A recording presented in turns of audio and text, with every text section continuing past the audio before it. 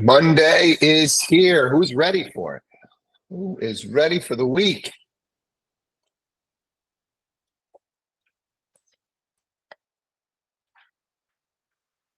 Somebody. Come on.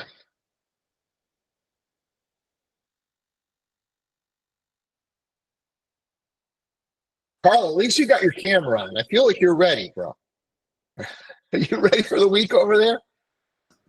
What's going on in your world? Sure. Camera is on. I feel like you're ready. What do you got? What do you got in the background there? Just a skull, a goat skull on the whiteboard. You got to tell me. There's got to be a reason why. What's the reason behind the goat skull? I found it when I was a kid in a cornfield when I was running around, and I just thought I'd save it. All right. That is looking like a pretty intact skull, man. Yeah. Yep. Yeah. A little motivation for you. All right. Who else has got something? Yeah, we gotta get our morning routines down in this group. Jeez, where is the energy? Somebody. Steve, you with us? Steve Henn, what's going on in your world? I'm just random. This is what's gonna happen now if you guys don't start speaking up. Yeah, so I'm hoping to get my leads going soon. Yep. I finished the training. I had some family issue with my wife and her health. Kind of delayed me, but I'm looking forward ahead now. So I'm hoping to get things rolling and have some more things to share with you guys. So things are looking awesome. Awesome. Anybody else?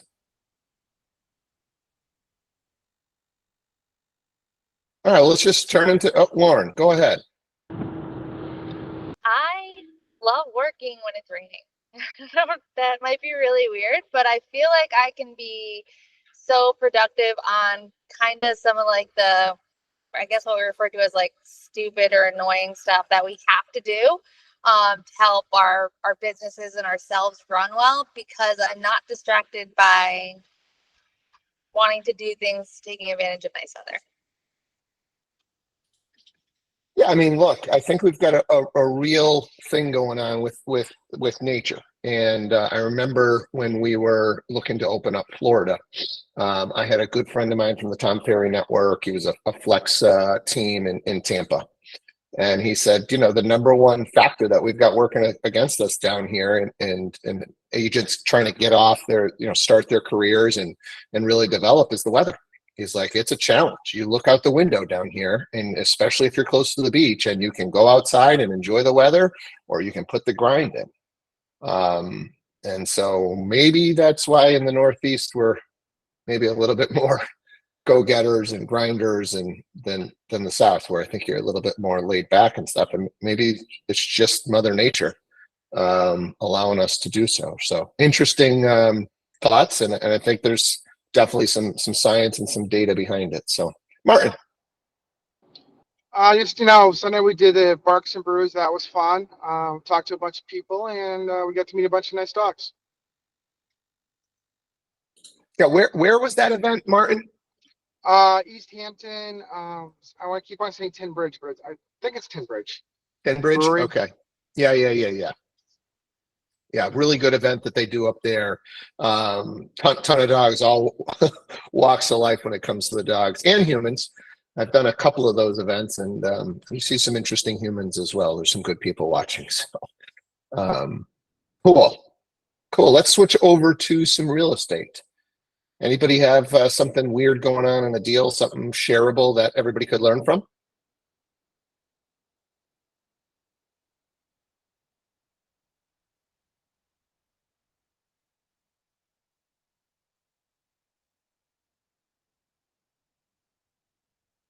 Andy.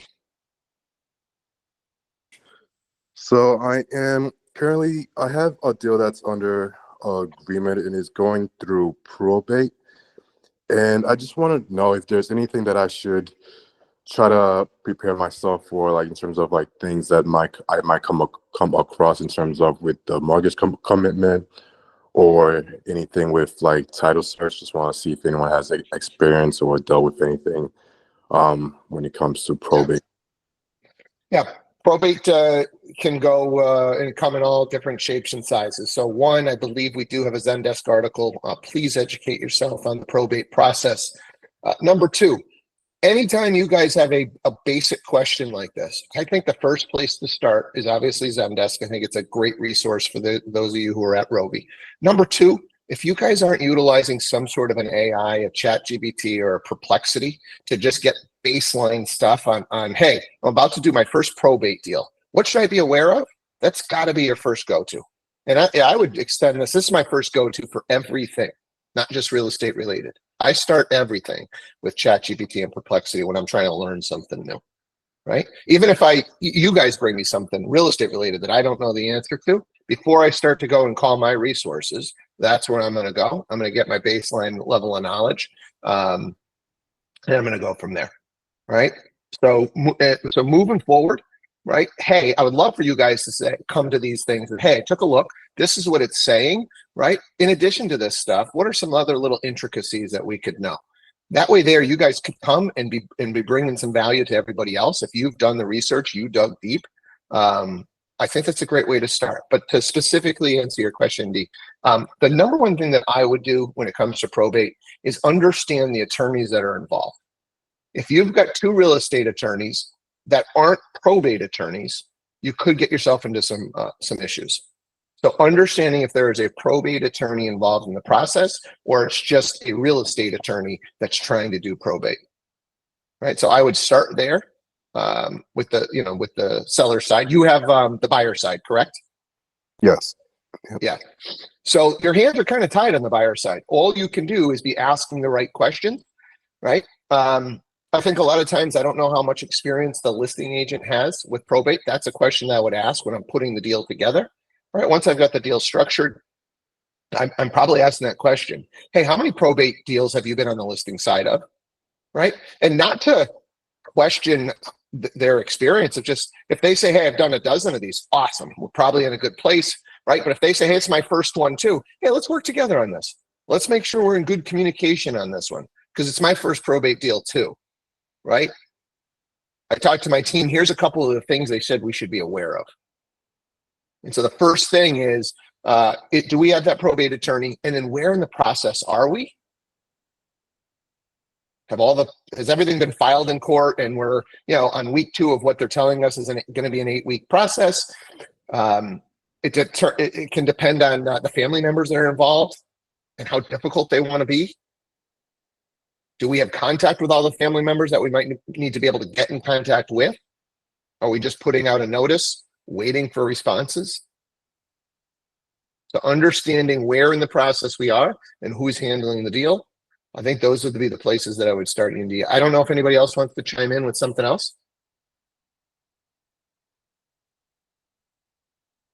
I think the key here, like any deal, is do not sit back and assume that the other side is doing all the things, because most times they're not.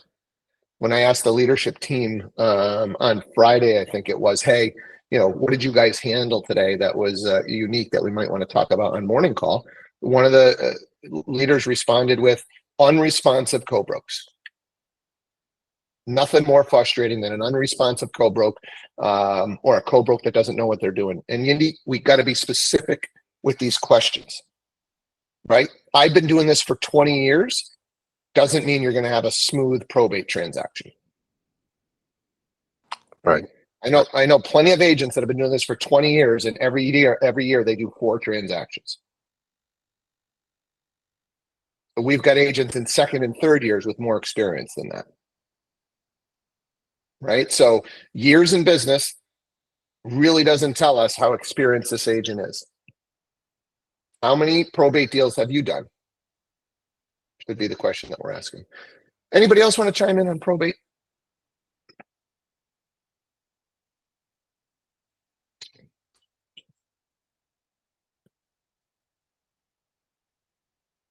Okay. Who else has got something going on?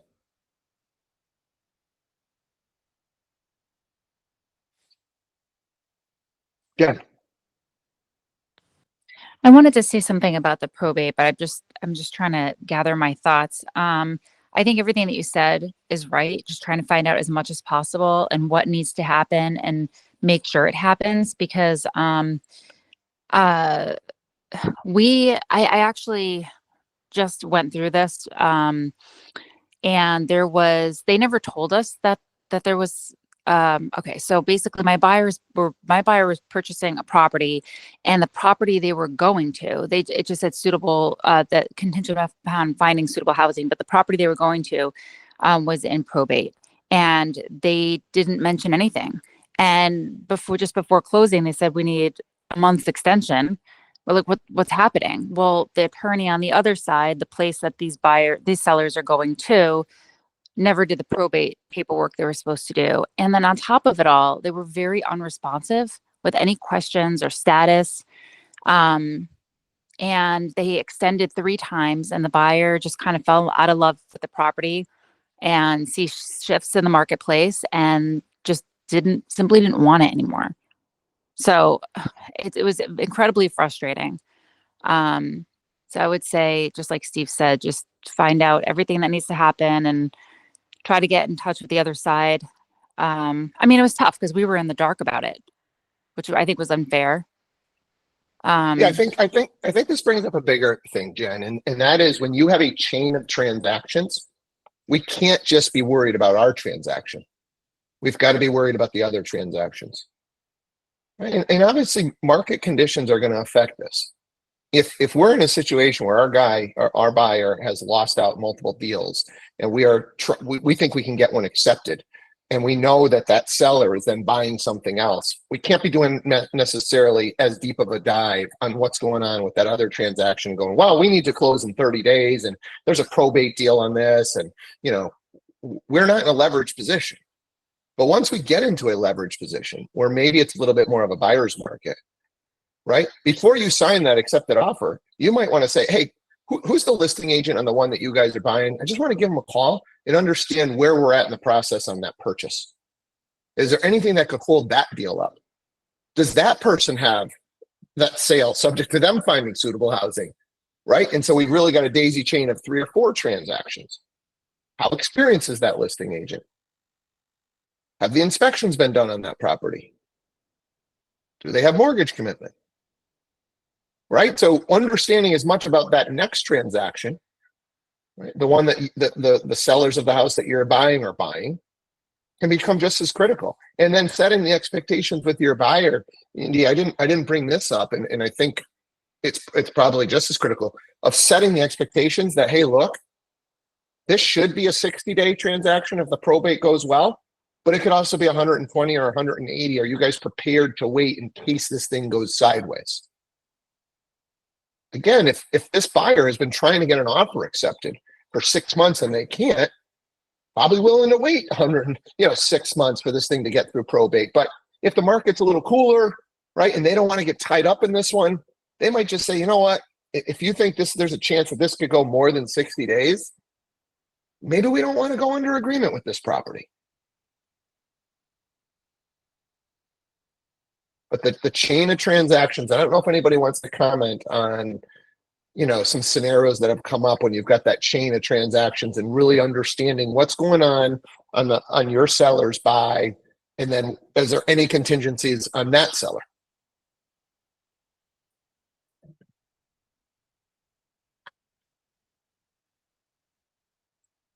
Any questions on what we should be asking? And hopefully you guys are starting to understand, when you have the leverage and when you don't, when you should be going deeper and when you can't, and running these things by your buyer and trying to set the expectations. I think that's one of the biggest things that the seasoned agent, the experienced agent, is able to do over the new person, and why they lose fewer deals. A lot of the same hiccups happen on their deals, but they prepared that buyer that these things might happen, versus rainbows and unicorns, we're going to be closed in 30 days, I'm going to be handing you the keys scenario. And then it doesn't go that way. And now all of a sudden they're frustrated. They want to back out, and let's just go find something else. Martin, and maybe another agent.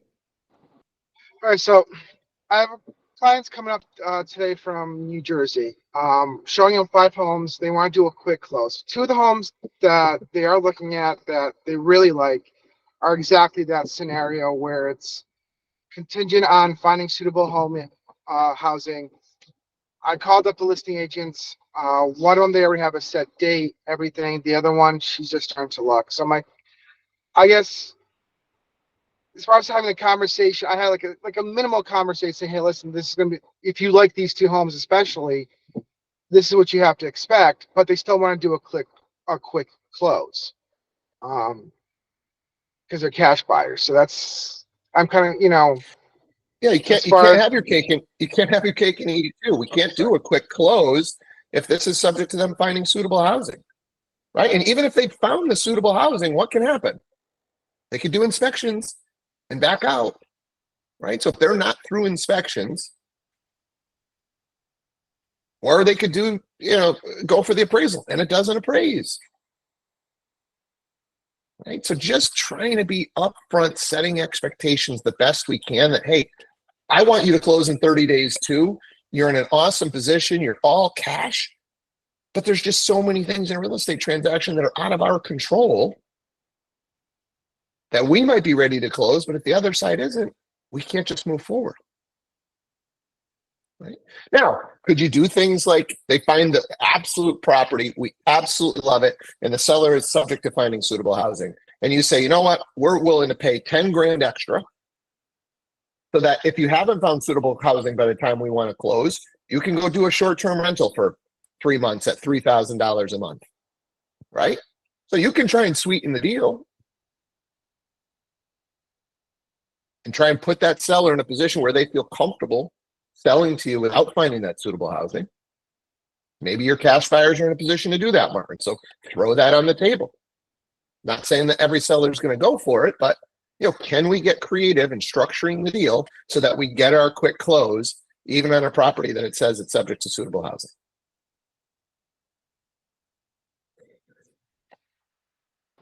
All right, thank you.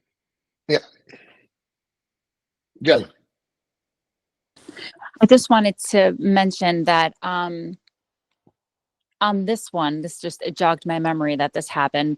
When the deal was being put together, I looked at the purchase and sale draft that came in, and among many other things that were wrong, one of the things that the admin who sent the purchase and sale over to us, the purchase price was wrong. It was on the other side, and they sent it saying that the offer price was $20,000 more than that was agreed upon in the offer. And so I don't know, that amongst other things, but I don't know if anybody else was going to say anything about it, Yeah, I mean, reading the documents, guys, if you guys aren't reading everything that your client is signing before they sign it, you got to change your practice. You've got to look at these docs before anything is going over to your clients for signature. I hate to say it, but the attorneys, it's half the time I feel like they're not even involved in the transaction. They're just treating this like it's paperwork and they're pushing papers around. They don't call the clients and ask them, if they want to go through the purchase and sale. They're not invested. They're not asking, hey, this contract says that you're going to sell this on, in 30 days. It doesn't say anything about you finding suitable housing. Where are you going after? Oh, we would need to find suitable housing. Agent didn't mention it. Attorney never brings it up. And you got a seller that needs suitable housing after, and nobody structured that into the purchase and sale. So please do not trust that the attorneys, are looking deep into these things and understanding all the needs and requirements of your clients, because they're not, or very rarely.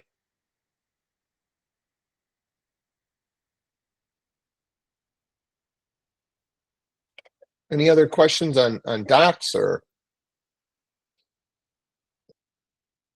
multiple transactions, the daisy chain?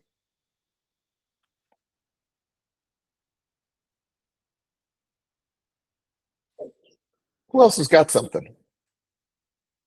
Even if you have something that you learned, right? You don't have a question. Hey, I learned this on a deal and I just wanted to share it here with the group.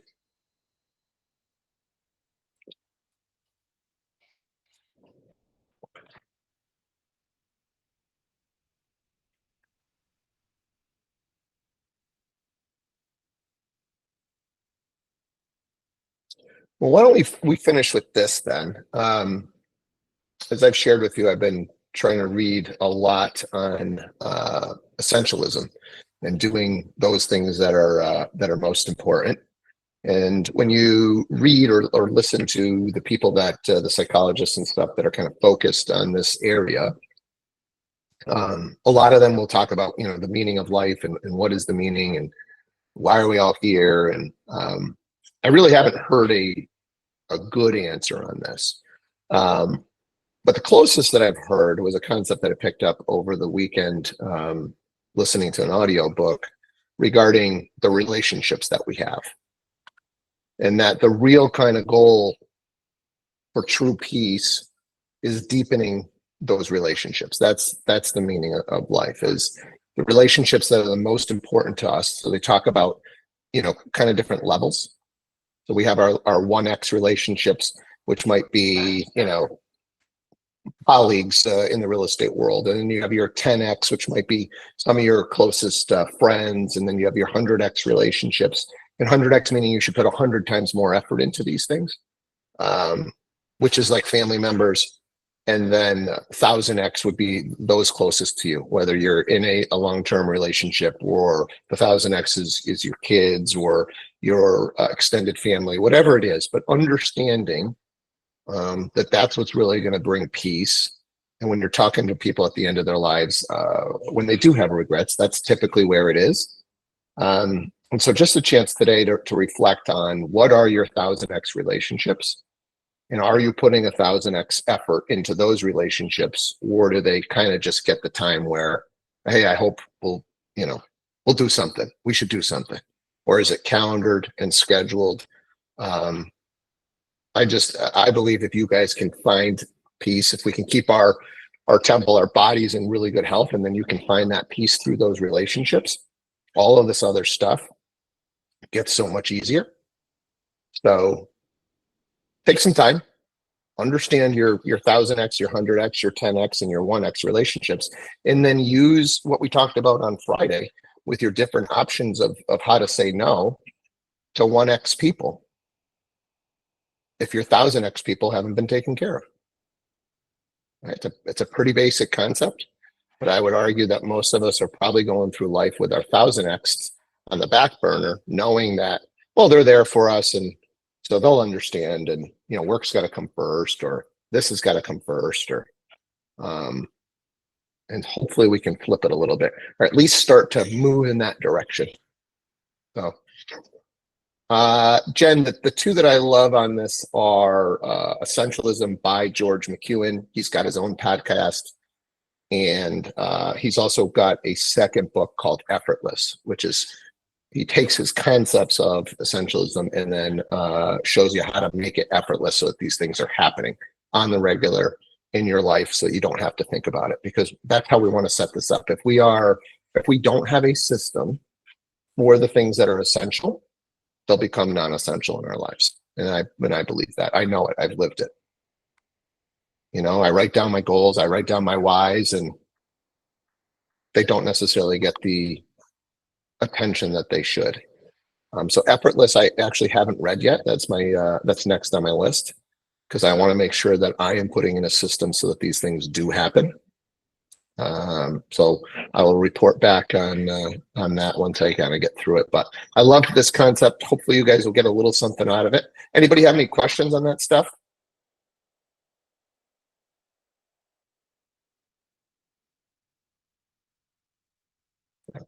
We'll use, take some time over the course of the week, reflect on those relationships, prioritize, understand the difference between your 1X, 10X, 100X, 1000X, and start to build a life around those. I hope that it will bring you some extra peace.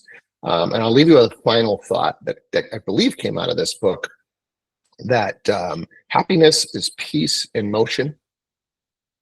Happiness is peace in motion. So I think there's a lot, especially on social right now, of like, just be happy, right? And I'm really more of the mindset that just be peaceful, right? True peace is just being in the moment right now, and whatever happens, you're good with. Happiness is an actual emotion that you got to get to, but we can't just stay in happiness. right? There's an opposite to it, and that's sadness. Peace, I think you can stay there, right? So I think that's what we should be shooting for. And then occasionally we want to get into a happiness state for sure. But I love the concept of we shouldn't be shooting for happy. That happiness is peace in motion.